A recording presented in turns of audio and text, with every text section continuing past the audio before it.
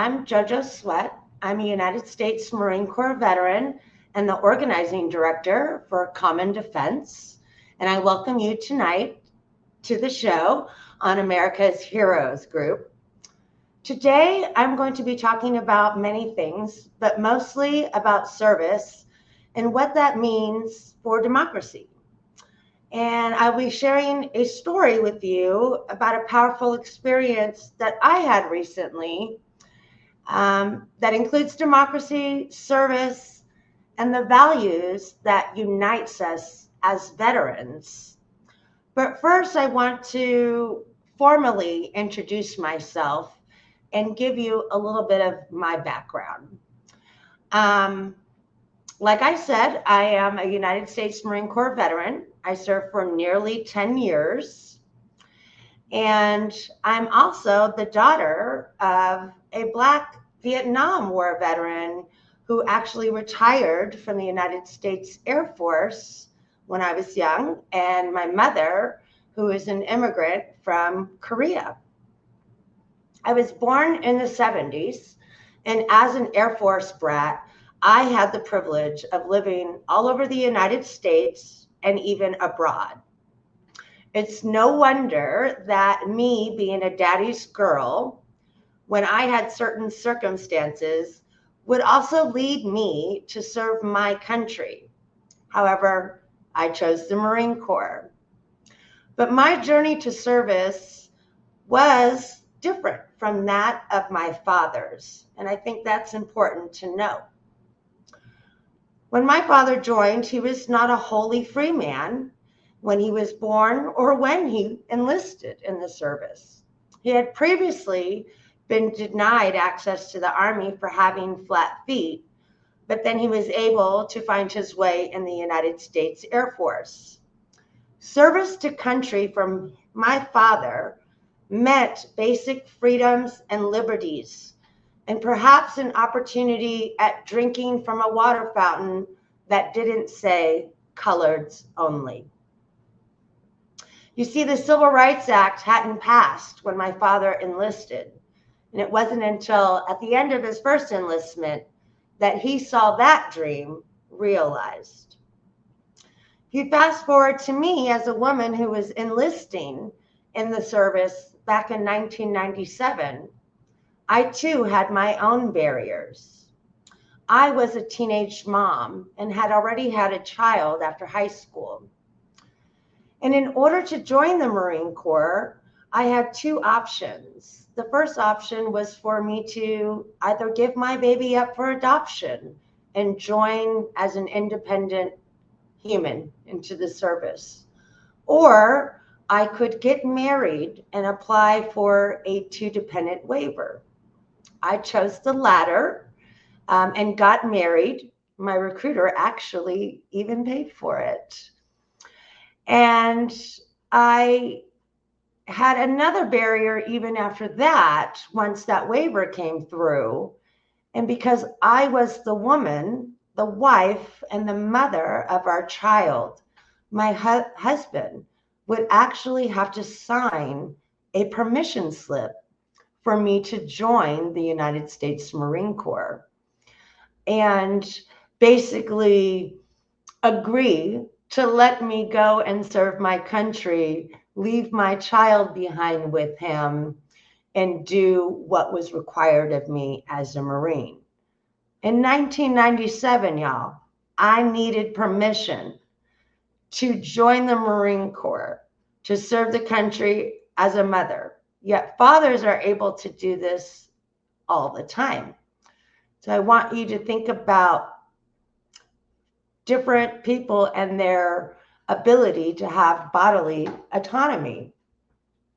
These experiences are important to name because although we know the U.S. military to be this amazing, effective machine of militarized perfection, it is not without flaws, and it is worthy of us to be intentional about the improvements that must be made within service, which in turn will create better veterans when we leave the service. Serving our country improved both my father and myself's lives, but that also came with a lot of trauma and sacrifice, for sure, based on what was happening in our country around us at those times. My father's service greatly paved the way for many people's service, including my own, and my service has definitely paved the way for those that shall come behind me. So, knowing that about me, let's get back to this great experience that I had last Sunday. I had the privilege of being on a national Zoom call with veterans from all across the political spectrum, from all over the nation, and even a few that called in who were stationed or living abroad overseas. We had junior and senior enlisted and senior officers on the call from various eras of service, talking about service and what true democracy and that experience should look like. So let me set the scene for you. We have a call with a large, diverse group of veterans from all over the world, whether they're Black, white, Asian, Latino, Hispanic, Native, women, or representative of the LGBTQIA plus communities. And we were all there, shaped from our military service and united by a common love for this country.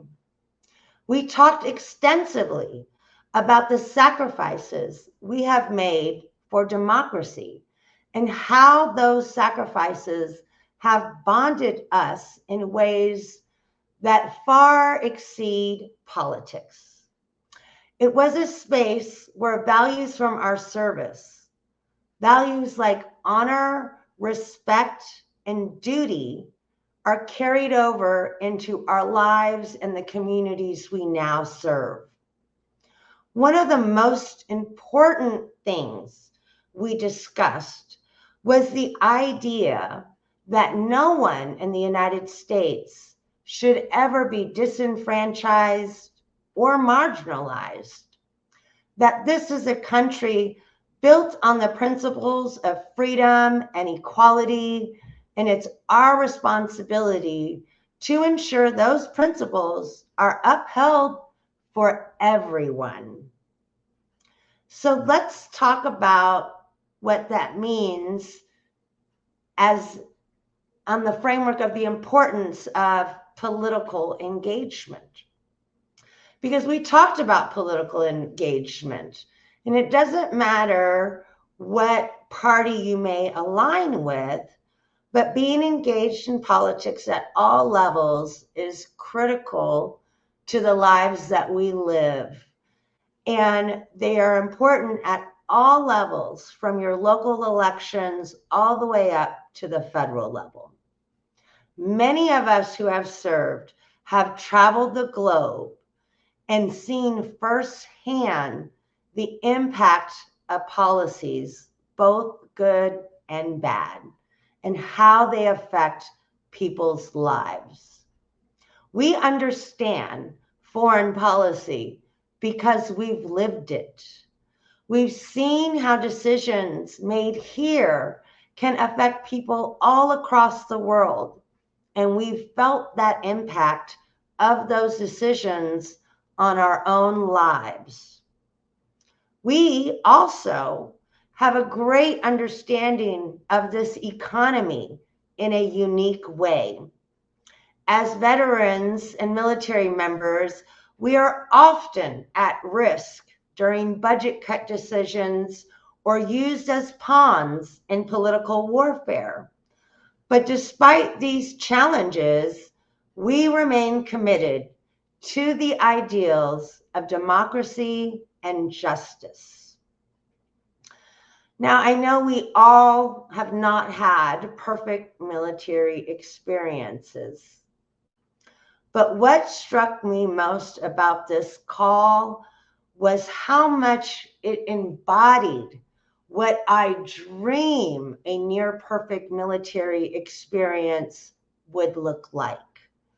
It was a place where love of country was platformed and paramount, where our diversity was celebrated, and where toxic and misogynistic culture had absolutely no place. We are pursuing happiness.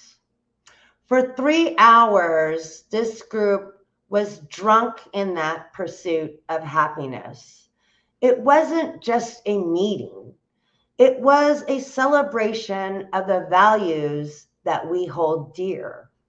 There was business to be done, definitely, but there was also laughter and camaraderie, and no one was made to feel small. To me, that is exactly what democracy should look like and feel like.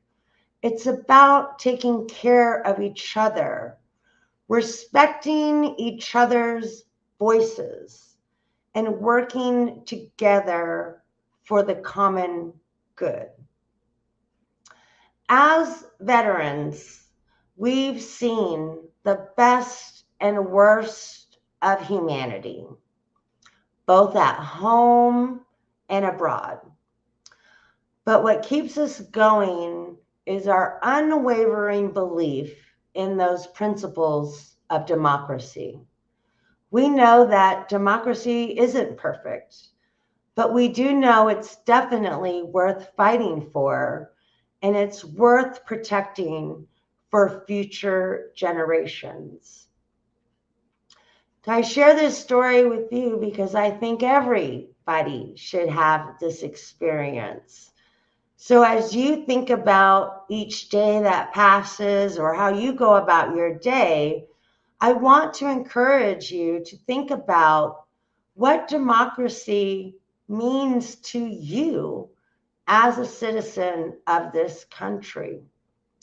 Think about the values that unite us and the role that you can play in ensuring that everyone in this country has a voice. Because in the end, democracy is not just a system of government, it is our way of life. I wanted to share that story specifically with you because I think there's a lot of negative rhetoric out in the political ecosystem.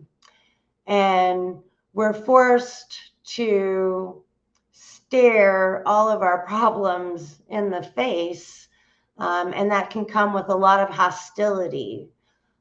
But what I took away from Sunday was that when we really get back to meeting each other where we are, having real conversation, getting to know one another, how we came to be where we are today, the stories and paths that we traveled, that is what makes us uniquely special. And in each one of our individuality brings richness to this great country. I know that my story is unique, but there are many people who can relate to my story as well. There was a time when I first came into the United States Marine Corps in 1997 where there weren't a lot of women. And now we are seeing services with many more women and women that are serving in very high capacity.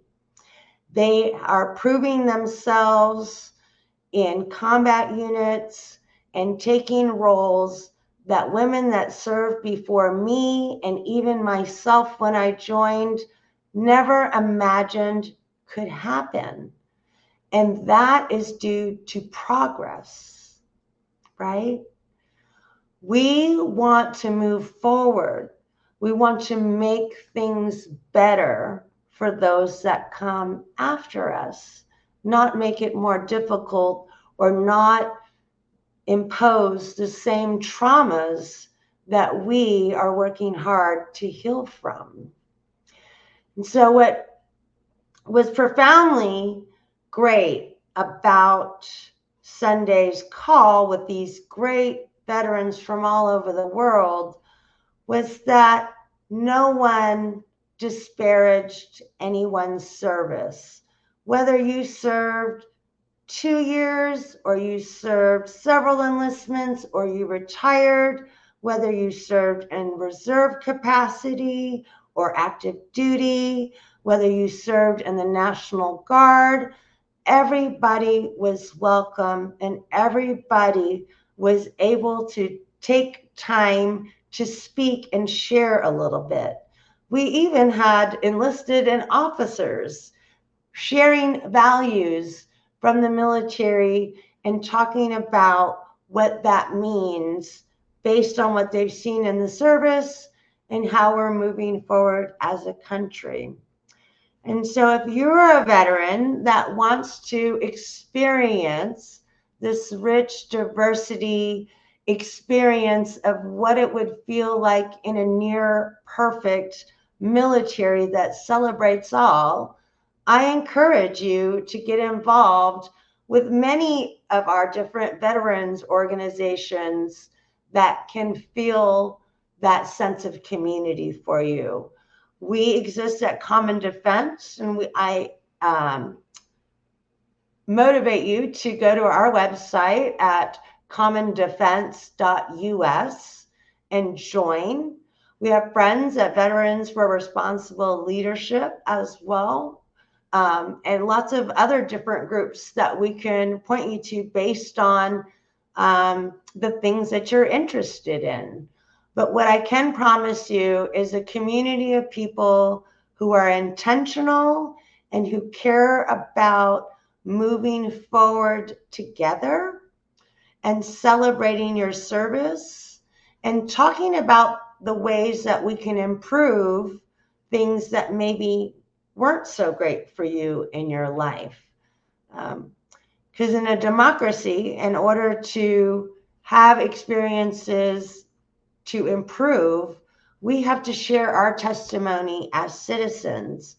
We have to be the voices for our communities and lead them to understand that everybody should be involved. Everybody should be involved in making their communities stronger, closer, and tighter. And so a couple of calls to action that I have that are very important to me is we have been living in an era of service for many years where it's kind of customary to just say, thank you for your service to veterans.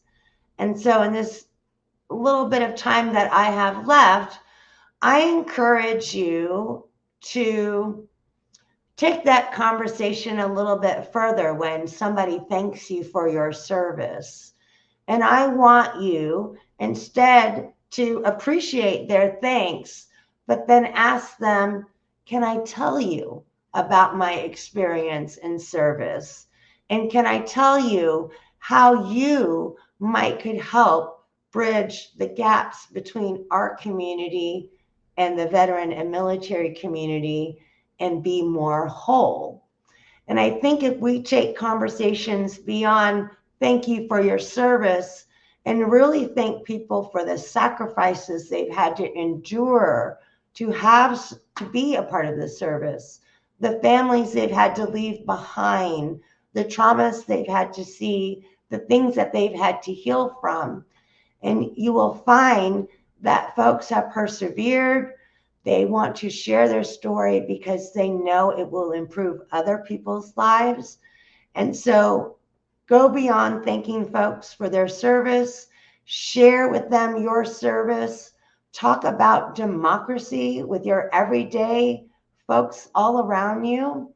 And really celebrate the momentum of joy that our country is experiencing right now. And again, if you haven't gone to our website yet, that's at www.commondefense.us. You can join and become a member. And we have lots of training opportunities also available to you if you don't know what you want to get involved in or how you want to get involved. There is a space for you, and we have organizers that can help you discuss what your interests are and plug you in to groups that will welcome your contributions and your experiences. I encourage you to tune in to this show and many others that you will see on the America Heroes group. I encourage you to get involved on social media platforms where you see veterans that are celebrating their service, and please uplift those voices, especially from service members that you don't ordinarily see propped up in that way, such as women service members, Native service members, Latin and Hispanic service members, Black service members. There is such a rich diversity of our service members and so much story and history to share. And so we just want to make sure that you get involved and perpetuate the rich diversity of what is building our democracy here in the United States of America. So I thank you for tuning in. You will definitely be seeing more of me on the America's Heroes Group Network, and I'm happy to be here with you. And I wish you all joy,